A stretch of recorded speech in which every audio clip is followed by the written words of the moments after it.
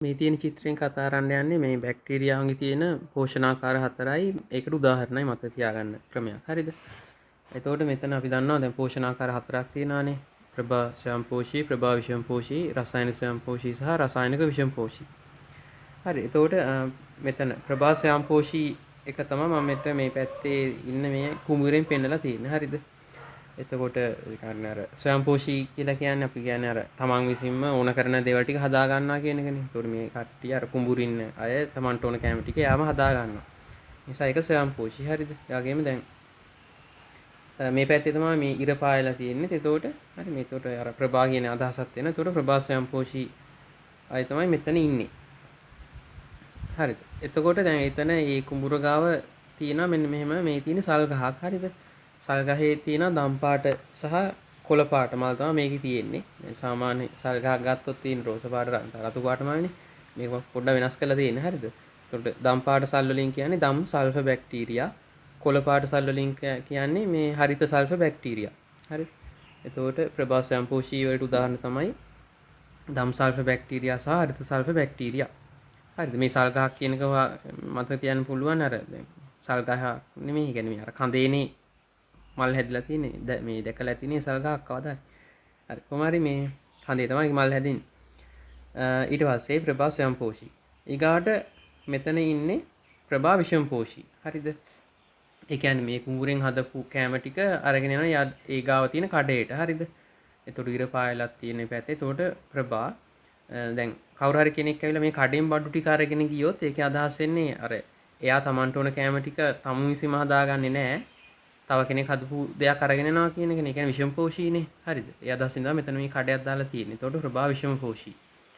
හරි. එතකොට එතනක් තියෙනවා මෙහෙම අර දම්පාට ගහක් තියෙනවා. හැබැයි ඒක අර සල් ගහක් නෙමෙයි. හරිද? දම්පාට මල් පිපිලා තියෙනවා. ඒනට ඒක සල් ගහක් නෙමෙයි. ඒකෙන් අදහස් කරන්නේ දම් සල්ෆර් නොවන බැක්ටීරියා. හරි. දම්පාට හැබැයි සල්ෆර් නොවන. දම් සල්ෆර් නොවන බැක්ටීරියා තමයි එතකොට උදාහරණය වෙන්නේ ප්‍රභා විෂමපෝෂී බැක්ටීරියා කාණ්ඩයට. ඊට පස්සේ පාරෙන් එහා පැත්තේ තියෙනවා. එහා පැත්තේ තියෙන්නේ ටිකක් අර මේ ටික දියුණු අවස්ථා කියන්නේ නිකන් કૃතිම පරිසරය තත්ත්වයක් වගේ තමයි තියෙන්නේ. හරිද? ඒ කියන්නේ මේ කට්ටිය දැන් මේ පැත්තේ ඉන්න අය අර ස්වභාවික විදිහට තමයි වැඩි අරන් යන්නේ සම්ප්‍රදායික විදිහට මුකුත් පෝර ආහාරමය නැතුව. හරි මේ පැත්තේ කුඹුර ගත්තාම එයාලා නයිට්‍රජන් අඩංගු පෝර ඉහිනවා. හරිද? දැන් මේ මිනිස්සයා මේ කරන්නේ නයිට්‍රජන් ටැංක් තියෙන පෝර තමයි මේ කුඹුරට ඉහින්නේ. ඒ කියන්නේ රසායනික ද්‍රව්‍ය ඉහිනවා කියන අදහස. හරිද? මේ කියන්නේ රසායනික කියන කෑල්ල තමයි ඉතින් මට කියන්න ඕනේ. දැන් ආපහු මෙතන දැන් කුඹුරනේ. ඒතකොට ඒ කුඹුර නිසා යා Tamanට උන කැම ටික යාම හදාගන්න. ඒ කියන්නේ ස්වයංපෝෂී. හරිද? හැබැයි රසායනික ද්‍රව්‍ය ඉහළ මෙතන හදන්නේ මේක කුඹුර. ඒ නිසා රසායනික ස්වයංපෝෂී කියන කාණ්ඩය තමයි මෙතනින් පෙන්වන්නේ. හරිද? හරි.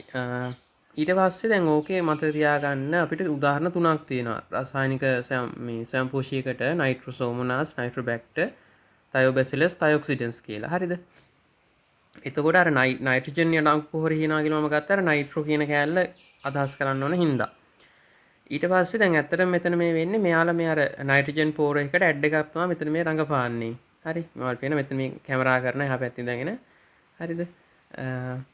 එතකොට දැන් මෙතන ඉන්නේ අර රඟපාන කෙනාට අපි කියන්නේ මේ නළුවට කියන්නේ ඇක්ටර් කියලානේ. එතකොට නයිට්‍රජන් නයිට්‍රෝ ඇක්ටර් නයිට්‍රෝබැක්ටර් කියලා මතක තියාගන්නයි තියෙන්නේ එතන. පැහැදිලිද?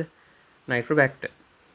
හරි. ඊට පස්සේ දැන් මේ කට්ටිය අර සම්ප්‍රදාය අපේ රටේ විදිහටත් නෙමෙයි අර නිකන් මේ තොප්පි එහෙම දාගෙන ඉන්නේ. හරි. ඔයාලා මතක නැහැ. කියන්නේ නිකන් රූප එහෙම දැකලා තියෙනවා නම් මේ වගේ ගොවියෝ ඉන්නේ කොහෙද? තායිලන්තේ ඉන්නවා. හරි.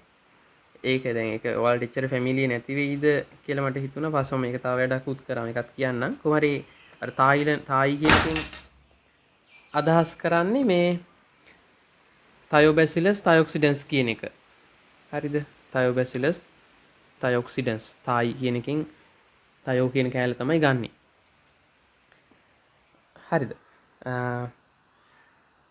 ඊට පස්සේ හරි. ඒතකොට නයිට්‍රෝබැක්ටර් හරි තයෝබැසිලස් තයොක්සිඩන්ස් හරි. ඊට පස්සේ මෙතන ඉන්නවා මේ ඉන්නේ දැන් අර ඇඩ් එකට ඕන කරන පසුබිම් සංගීතය දෙන්නේ මෙයා තමයි. හරි. මේ ඉන්නේ මේ මෙයාගේ නම සෝම. හරි. සෝමි. හරි. චිත්‍රාල් සෝම්පාල එහෙම නෙමෙයි ඉන්නේ. හරි. එතකොට සෝමි මේ ඉන්නේ. මේ එතකොට දැන් ඒ අතර නයිට්‍රජන් ඇඩ් එකටනේ සපෝට් එක දෙන්නේ. ඒ නිසා මේකෙන් අපි ගන්න නයිට්‍රෝසෝමනස්. හරි සෝමකින් සෝමනස්.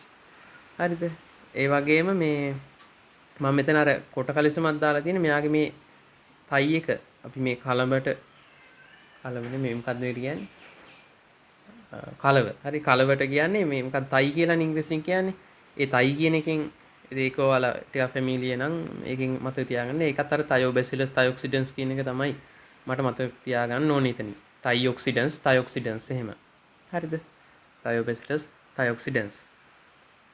හරිද? අර තායිලන්ඩ් කතාවෙන් හරි මේ තයි එකෙන් හරි කොහොම හරි මතක තියාගන්න.